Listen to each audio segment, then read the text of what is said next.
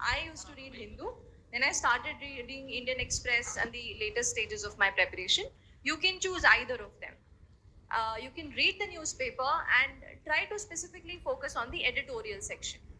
And for that, I used to make my own notes. So when I say own notes, what I mean is I used to note down some important statements, some good facts, some statistics, some quotation, or some international report which is quoted there. When you do that for an editorial, what happens is you are creating your own data bank. You are creating your own line of thought in that particular topic. And I had categorized them according to the different topics of the general studies. So I had made history, geography. Generally, in current affairs, you'll not have much of history, geography. You'll more have polity, economy, Indian society. What else? Science and tech, IR, international relations. So I had categorized the topics and I used to note down whatever editorial importance which I used to find in that particular head. So that gave me, at the end of 1 year, I had my own set of notes, important topics that were there for that year. So when you say current affairs, if you're giving the exam for 2023, from January 2022, your current affairs become important. And from Jan 22 for the next year, exam of 2023, that much is sufficient because more or less the themes will remain same. Only the facts will change, like the amount of poverty, different facts. So the GS2 you have in GS3 different facts. So those will change, but over a year, the theory part will more or less remain the same. So one thing what I would want to say here is, I used to not make much of a notes. I'm not a note making person, but I could say that it might have costed me a few marks. So now, after maybe I married Srushti, I could see her notes. So I saw her notes which was lying in there at her house. Like she had made so much of notes. Maybe itna pura like ishtu doddu bundle notes ittu, and they were very crisp to the point. And she had made lots of notes, and maybe that has helped in her general studies score, I would say. I always tell that the more organized your notes are, the more better your answers will come out to be. Reason being, our brain is like a library. And if you are not categorizing it into different subjects, if you're just, keeping it, I'll just pick up from an overall yearly compilation and I'll be able to manage it, you will be able to manage it. But to ace the exam with good score and get the service of your choice, you will have to put in a bit more of effort, right? So I would advise you to, make out your own this thing from the editorials at least. Rest current affairs you can cover from online websites. The next thing is static GS. One more thing I would like to add in current affairs. So you get lot of value-added materials from coaching institutes. Take from some reliable institute which make good current affairs notes. So you, as madam was telling, editorial notes ನೀವೇ ಮಾಡ್ಕೊಳ್ಳಿ.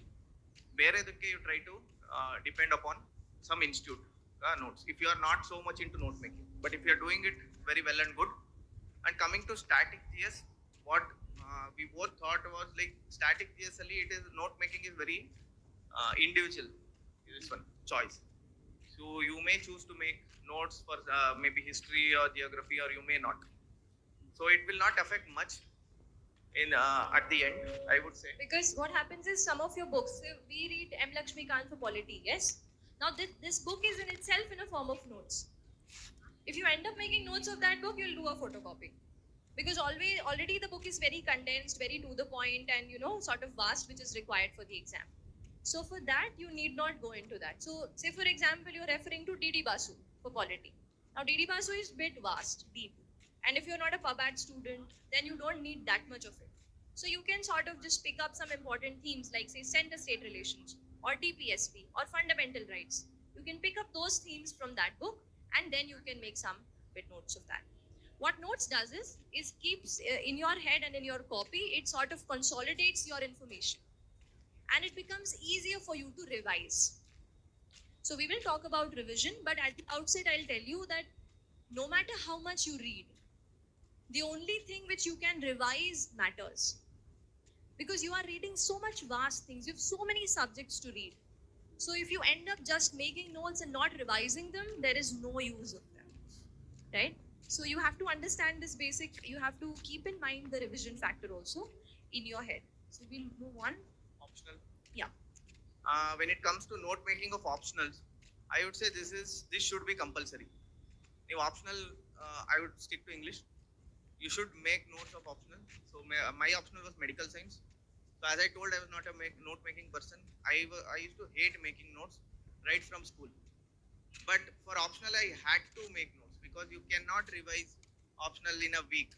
So it is so vast that to particularly technical subjects like medical science and all, it's so vast that you can't revise in a week. So you have to make your own notes. So what I did was like I made a few of my friends make notes for me, and I used to read that. But the point to take away from here is Not sure we're getting those friends, everybody of us. So I more was a, work, strive hard, that kind of a thing. So he got friends who could make notes for him. I'm not sure if you all would get that. yeah, but optional may you should definitely make your own notes. Your own notes will definitely add much value than reading somebody else's notes. The medical science has notes available on internet of one of our senior, so it's really good. But if you read that, you'll not be able to grasp it as much as you have prepared on your own. So optional notes making is very much necessary. Even if you don't make any other notes, you make sure that you will make your own optional notes. Okay. And it is usually said that don't make a notes on first reading, make a notes on after second reading and third reading. Ma'am, what is the gap between the first reading and second reading, ma'am? If we give too much of gap, means if we read second time also, it will get, we are reading first time only. Yes. So we are stuck between how to make notes, means the gap between first reading and second reading and third reading. Fine. This is Yes. Thank you, ma'am. So this question is basically applicable for static part, correct? Say for example, the newspaper for 30th July.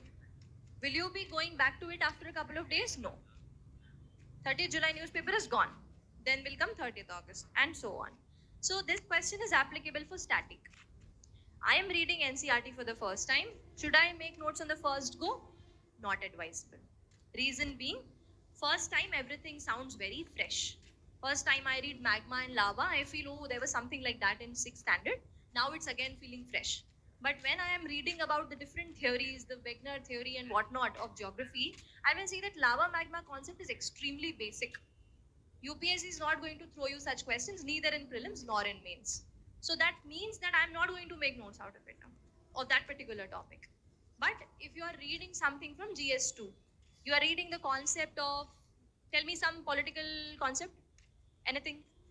Say communalism. I'm reading about communalism from the 11th standard political science NCRT. Yes. I read it and then I found over and over UPSC is asking me communalism. So yes, that particular topic becomes important for me. I might want to note down some important things from it. When it comes to the second reading, third reading, that will be more applicable for your standard books. See, what is the layer of your preparation? Base is your NCRT. That is the base. Don't ignore it. Please don't say that I am an art student, I've taken humanities, I'll leave on NCRTs, I'll directly pick on the standard books. No. You can see for your